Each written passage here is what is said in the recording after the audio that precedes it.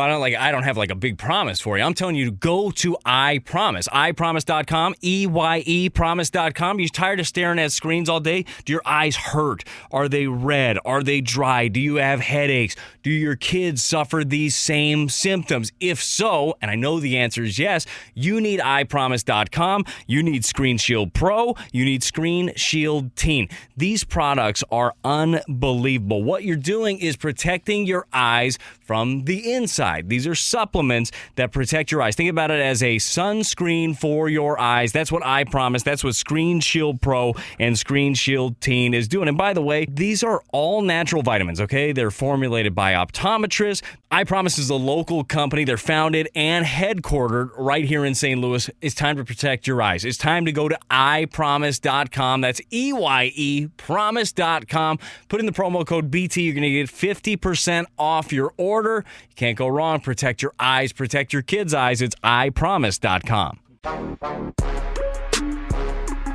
Michelle Smallman, Randy Carricker with you, and the NBA continues here on 101 ESPN as it'll be the Bucks and the Hawks tomorrow with game number 6 of their series, and the Bucks have a chance to put it away in Atlanta. We head to the Brown and Crouppen Celebrity Line. George Sedano of ESPN. He has sideline coverage of the NBA on ESPN. Also, ESPN Los Angeles joins us now. Former co-worker up in Bristol with Michelle. Good morning, sir. How you doing? Good morning. Thanks for having me.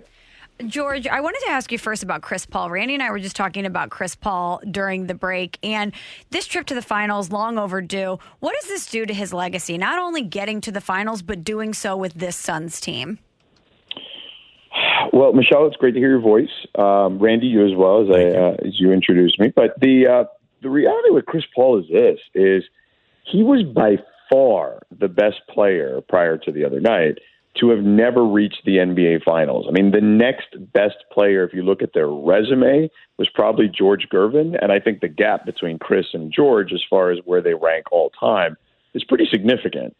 So he's just had so much bad luck in his career. And let's face it, if you look at what happened in the first round when he had that really bad stinger against the Lakers, it was kind of like, oh no, here we go again with poor Chris Paul.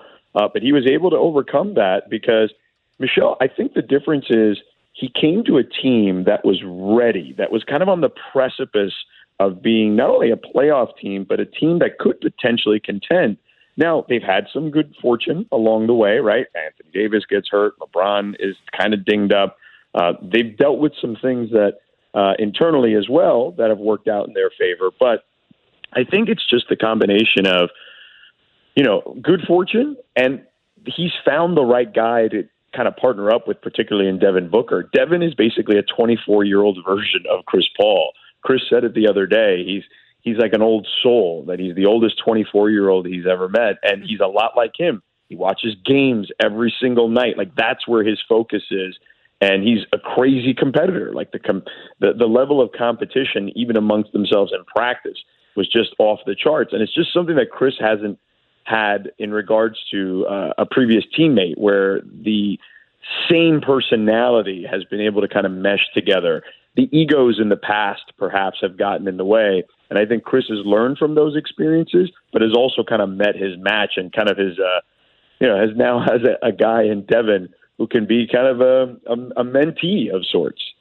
George, at the moment, Phoenix has their guys with Paul and Booker and DeAndre Ayton, along with their supporting cast. And it seems like at best in the finals, Atlanta with Trae Young and Milwaukee with or without Giannis, if those guys are playing, they're going to be compromised. Does Phoenix have a pretty distinct advantage here because they've won the war of attrition? No question. I don't think there's any question about that. And look, regardless, they've also been pretty dominant in the postseason this year, despite some of the issues they had early on in that Lakers series where they were down 2-1. I mean, they pretty much took care of business against Denver fairly easily. Those games weren't even very competitive, to be honest with you. So when they're at full strength, they are a team to be reckoned with for sure. But yeah, the battle of attrition this year in the NBA is unlike anything we've seen. If I recall the number correctly, I think all-star caliber players this season have missed almost 20% of the games, and that includes the playoffs. So this has been kind of like an NFL type of season where we see this much more often, the battle of attrition in the NBA this particular year. George, I want to go back a couple weeks to the 76ers getting bounced and all of the conversations surrounding Ben Simmons. Philadelphia says they're going to work with him in the offseason, try to help him refine his skills. But what do you think happens with Ben Simmons? Do you think that situation in Philadelphia specifically is something that can be fixed? I'll tackle your first question first. Like, what is it? I don't know, to be frank with you. It's interesting because this past summer, I did a feature on Anthony Edwards, who was the number one pick in the draft this past season.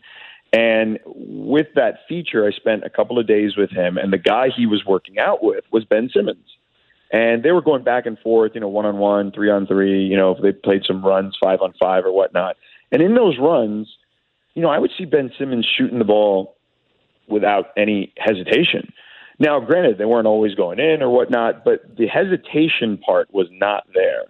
And I don't understand why in the games they're there. I don't understand it. I don't get it. I understand to this extent that he understands that he's not great at it. So he's great at a lot of other things. So he tries to do what he's great at, which is A, passing the ball, because nobody has gotten his teammates more open threes than Ben Simmons over the last 2 years. And 2, defensively, he's incredible. He finished number 2 in the Defensive Player of the Year voting.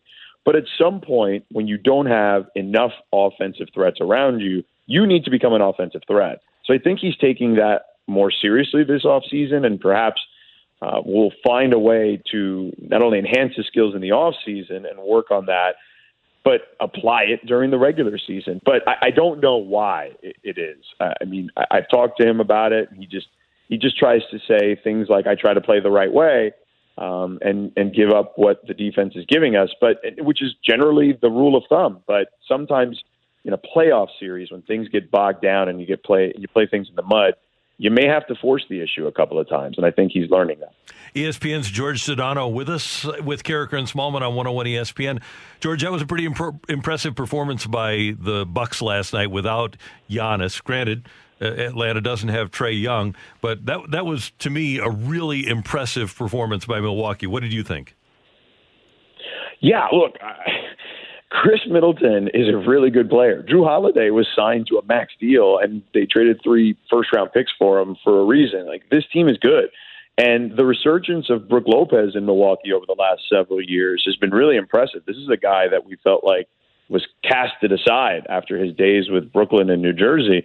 But ultimately what we've seen in the NBA, and this has helped Milwaukee some, is kind of the resurgence of the big man, or the importance of the big man. And we've seen that with Phoenix, with DeAndre Ayton.